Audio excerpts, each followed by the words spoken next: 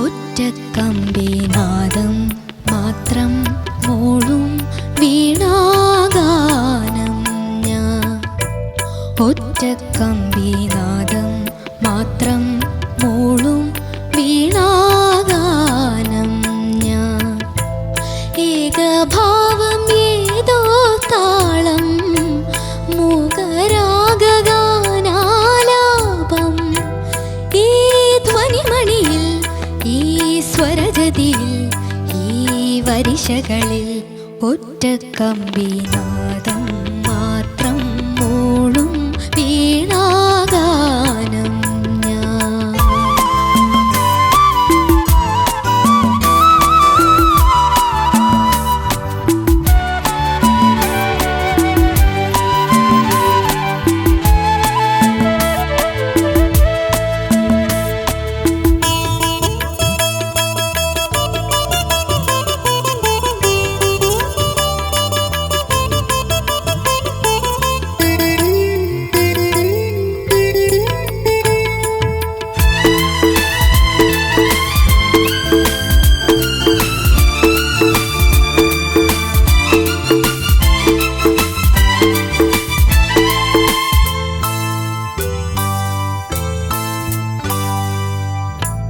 നിൻവിരൽ തുമ്പിലെ വിനോദമായി വിളങ്ങിടാൻ നിന്റെ ഇഷ്ടഗാനമെന്ന പേരിലൊന്നറിഞ്ഞിടാൻ.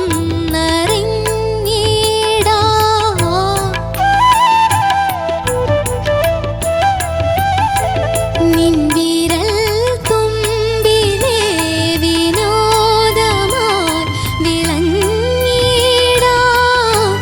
നിന്റെ ഇഷ്ടഗാനമെന്ന പേരിലൊന്നറിഞ്ഞിടാൻ.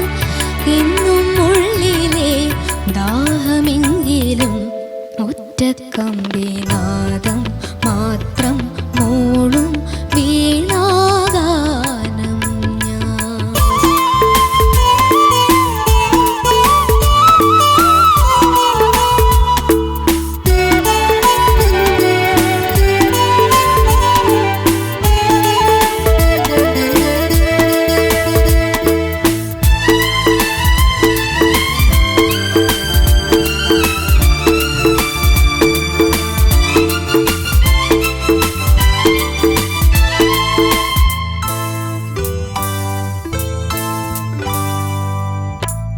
നിന്നിളം മാറിലെ വികാരമായലിഞ്ഞിടാൻ. നിന്മടിയിൽ വീണുറങ്ങീണമായി ഉണർന്നിടാൻ. എൻ്റെ നെഞ്ചിലെ മോഹമെങ്കിലും ഒറ്റക്കമ്പിനാദം മാത്രം മോളും വീണാഗാനം ഞാൻ. ഏകഭാവം ഏതോ താളം മൂകരാഗാനാലാപം. ഈ ധ്വനിമണിയിൽ ഈ സ്വരജതിയിൽ ഈ വരിശകളിൽ ഒറ്റക്കമ്പിനാദം മാത്രം മോളും വീണാഗാനം ഞാൻ. ദിയ, എന്തോ ചാലഞ്ച് റൗണ്ട് എങ്ങനെയുണ്ടായിരുന്നു? ദാസേട്ടന്റെ പാട്ടൊക്കെ പാടിയാണ് ചാലഞ്ച് ചെയ്യുന്നേ. അപ്പൊ എങ്ങനെ ഉണ്ടായി? ബേസാണ് ചാലഞ്ച് ആയിട്ടുണ്ടായിരുന്നെ. പ്രാക്ടീസ് ചെയ്തിരുന്നു. ഇനി എങ്ങനെ ഉണ്ടായി ചോദിക്കാം നമുക്ക് പ്രാക്ടീസ് ചെയ്തത് അല്ലേ ചേട്ടാ? ഒറ്റക്കമ്പിനാദം എൻ്റെ വളരെ ഫേവറേറ്റ് സോങ് ആണ്. ഞാൻ ഷെൽസറുടെയൊക്കെ മുന്നിൽ അന്ന് ഒരു മേജർ റൗണ്ടിൽ പാടിയത് ഈ പാട്ടായിരുന്നു. അതെ, കാരണം എനിക്ക് എൻ്റെ ശബ്ദത്തിൽ ബേസ് ഉണ്ടെന്ന് ഞാൻ വിശ്വസിക്കുന്ന ഒരു സമയമായിരുന്നു. അതുകൊണ്ട് ഇപ്പൊ കുറച്ചും കൂടെ ഫ്രീക്വൻസി കയറിയെന്ന് എനിക്ക് തോന്നുന്നു. അന്ന് നല്ല രീതിയിൽ ബേസ് കിട്ടുമായിരുന്നു. എന്നാലും ഞങ്ങൾക്ക് ചേട്ടന്റെ രണ്ടുപേരും കേൾക്കണം. ഓക്കെ, അപ്പോൾ എൻ്റെ മോസ്റ്റ് ഫേവറേറ്റ് സോങ് ആണ് ഇത്. അപ്പോൾ ഞാൻ അന്ന് കുറച്ച് ഏകഭാവം ഏതോ അങ്ങനെ എന്തൊക്കെയോ പാടിയിട്ട് സാറുടെ മാർക്ക് കൂടുതൽ വാങ്ങിച്ചിട്ടുണ്ടായി. സാറ് പറഞ്ഞു കഷ്ടപ്പെട്ട് പോയിരുന്ന് പഠിച്ച് വന്നിരിക്കുകയല്ലേ ഇംപ്രൂവൈസേഷൻസൊക്കെ സാറ് പറഞ്ഞത് ഇപ്പോഴും എനിക്ക് ഓർമ്മയുണ്ട്. പിന്നെ ദാസേട്ടൻ്റെ ശബ്ദത്തിൻ്റെ ആ ബേസ് തരിച്ച് നമ്മൾ കേട്ടിട്ടുള്ള പാട്ടാണ്. അത് കേൾക്കാൻ വേണ്ടി കാതോർത്ത് മലയാളികൾ കേൾക്കുന്ന പാട്ടാണ് ഒറ്റക്കമ്പിനാഥം. അപ്പം അത് എടുത്തത് ചലഞ്ച് തന്നെയാണ്. ഈ റൗണ്ടിന് ഏറ്റവും ടാലൻറ്റ് കാണിക്കാൻ പറ്റിയൊരു പാട്ട് തന്നെയാണ്. അപ്പോൾ അതിന് hats off. Thank you sir. എനിക്കിതിൽ സാർ എനിക്ക് വിളങ്ങിടാൻ എന്നാണോ ഇപ്പോൾ വിളഞ്ഞിടാൻ എന്നാണോ?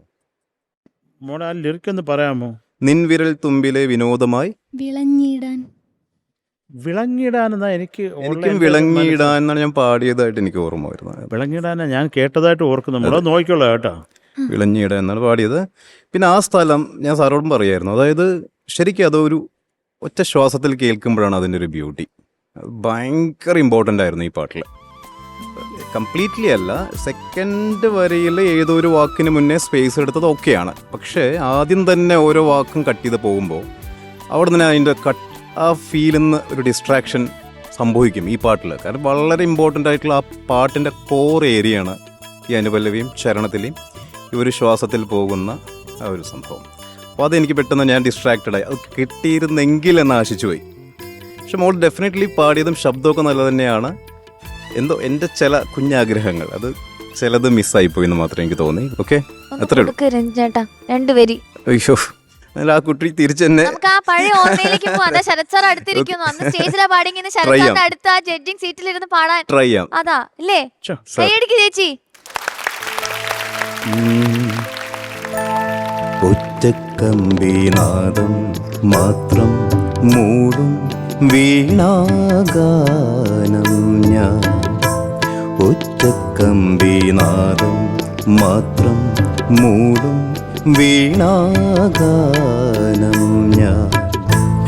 ഏകഭാവം ഏതോ താളം മൂകരാഗാനാലാപം. ഈ ധ്വനിമണിയിൽ ഈ സ്വരജതിയിൽ ഈ വരിശകളിൽ ഒറ്റക്കമ്പിനാദം മാത്രം മൂടും വീണാഗാനം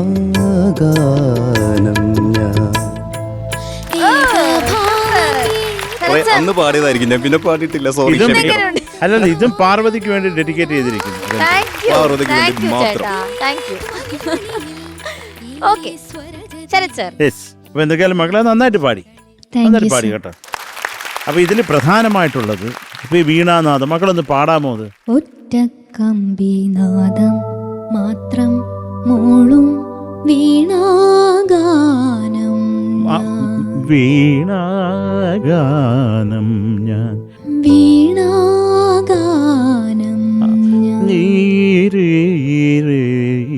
ആ നോട്ട്സ് നോക്ക്. നാഗാനം ഞാൻ. വീണാഗാനം അത് മക്കൾ നോക്കിയാൽ മതി കേട്ടോ. കുറച്ച് ഷാർപ്പായി കഴിഞ്ഞ് നമ്മൾ ഋഷഭത്തിന് പകരം ഗാന്ധാരം കയറി വന്ന് അവിടെ നിന്ന് വിളയാടും. പിന്നെ ഈ അത് പാടിക്ക മോളെ. ഈ ധ്വനിമണിയിൽ ഈ സ്വരജതിയിൽ ഈ സ്വരജതിയിൽ ഈ സ്വരജതിയിൽ ഈ വരിശകളിൽ ഒറ്റക്കമ്പി. പിന്നെ മോളെ ഇപ്പം നമ്മൾ പറഞ്ഞ ആ അനുപല്ലവി ചരണത്തിൻ്റെ പ്രധാനമായിട്ടുള്ള ഈ ഒരു പാട്ടിൻ്റെ ഹൃദയം അവിടെ ആണ് സൂക്ഷിച്ചിരിക്കുന്നത് രവീന്ദ്ര മാസ്റ്റർ. അപ്പം മക്കൾ അവിടെ ഇത്രയും കൂടുതൽ ശ്വാസം എടുക്കണം.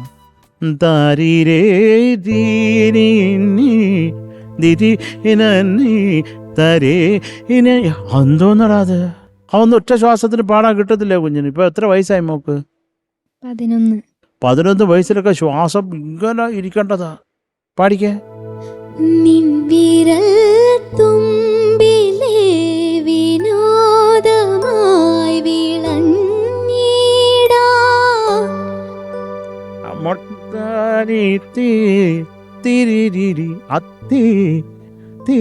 അത് വെറും ഒരു സംഗതി അല്ലത്. വിനോദമായി അതിനൊരു സുഖം ഉണ്ടടാ.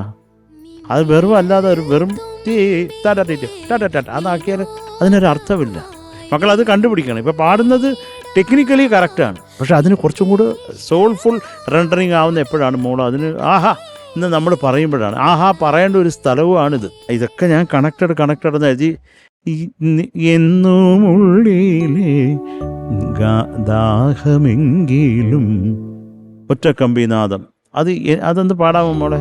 എന്നും ഉള്ളിലെ ദാഹമെങ്കിലും എന്നും ഉള്ളിലെ ദാഹമെങ്കിലും ദാഹത്തിന്റെ ദാഹം വരട്ടെ.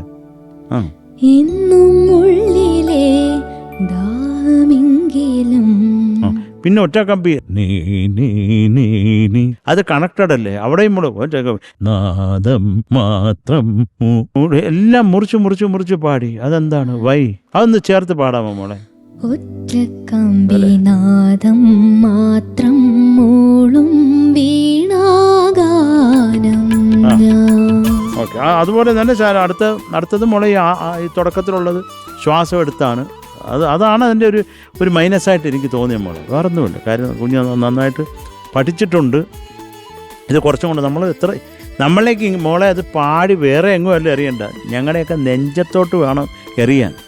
അപ്പോഴേ നമുക്ക് ആഹാ ഇത് പറയത്തുള്ളൂ. അത്രേ ഉള്ളൂ. മോളെ നന്നായിട്ട് തന്നെ പാടിയ. പക്ഷേ അതൊരു സന്തോഷം ഉണ്ടായില്ല മോളത് ഇങ്ങനെ ശ്വാസം മുറിച്ച് മുറിച്ച് മുറിച്ച് മുറിച്ച് കേട്ടോ. അത്രേ ഉള്ളൂ. Okay sir. Thank you Sharath sir. ചേച്ചി ദിയ, എന്തോ? ദിയ നന്നായി പാടി. നല്ല കൊമ്പൊക്കെ വെച്ച് നല്ല ക്യൂട്ടായിട്ടുണ്ട് കാണാൻ. ഞാൻ ഒരുപാട് എൻജോയ് ചെയ്തു. അത്ര ഈസി അല്ല ഈ പാട്ട് പാടാന്നുള്ളത്. നമ്മളൊരു മെയിൽ സോങ് ആണ്, മെയിൽ വോയിസിൽ കേട്ട് പതിഞ്ഞൊരു പാട്ട്. അത് വന്നൊരു കൊച്ചുകുട്ടി ഫീമെയിൽ വോയിസിൽ പാടുമ്പം കുഞ്ഞു പൂച്ചക്കുട്ടി പാടുന്ന പോലെ ഉണ്ടാവുള്ളൂ. പക്ഷെ അത് മോൾ അസലായിട്ട് പാടി. എനിക്കിഷ്ടപ്പെട്ടു. സ്പെഷ്യലി ഇതിപ്പോൾ ഇതിൽ പ്രത്യേകിച്ച് എടുത്ത് പറയാനൊന്നുമില്ല. എല്ലാം ഇപ്പം രഞ്ജനായാലും ശരത് സാറായാലും എക്സ്പ്ലെയിൻ ചെയ്ത് കഴിഞ്ഞു. മോള് തളർന്നു എന്ന് എനിക്കറിയാം. ഇനി ഇതിൽ പറയാനൊന്നും ബാക്കിയില്ല. ചേച്ചിക്ക് എന്തെങ്കിലും പറയാനുണ്ടോ? അസലായി മോളെ, വേറൊന്നും ഇതിലില്ല. കാരണം ഇതൊരു ചാലഞ്ചിങ് സോങ് ആണ്. ഇത് പ്രത്യേകിച്ച് വേറൊന്നും പറയാനില്ല. ചാലഞ്ചിങ് സോങ് ആണ്. അത് ഈ ഒരു റൗണ്ടിന് ആപ്റ്റാണ്. അത് മോൾ എടുത്തു കൊണ്ടുവന്ന് ഈ പാട്ട് തന്നെ ഇവിടെ കൊണ്ടുവന്ന് പാടാൻ കാണിച്ച ധൈര്യം, അതിനൊരു വലിയ കൈയടി.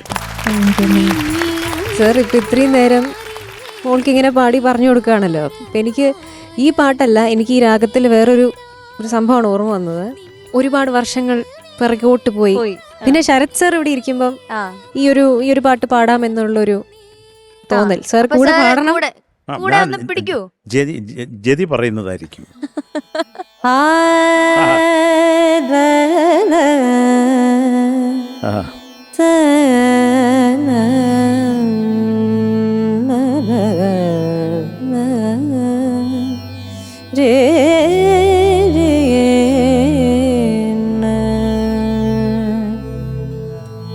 ஆடாது அசங்காது வா கண்ணா, ஆடாது அசங்காது வா கண்ணா, நீ ஆடாது அசங்காது வா கண்ணா, நீ ஆடாது அசங்காது வா கண்ணா, உன் ஆடலில் 7 புவனமும் அசைந்து அசைந்தாடுதே, எனவே ஆடாது அசங்காது வா கண்ணா, உன் ஆடலில் 7 புவனமும் அசைந்து அசைந்தாடுதே, எனவே ஆடாது அசங்காது வா கண்ணா, உன் ஆடலில் 7 புவனமும் அசைந்து அசைந்தாடுதே, எனவே ஆடாது அசங்காது வா கண்ணா, உன் ஆடலில் 7 புவனமும் அசைந்து அசைந்தாடுதே, எனவே ஆடாது அசங்காது வா கண்ணா.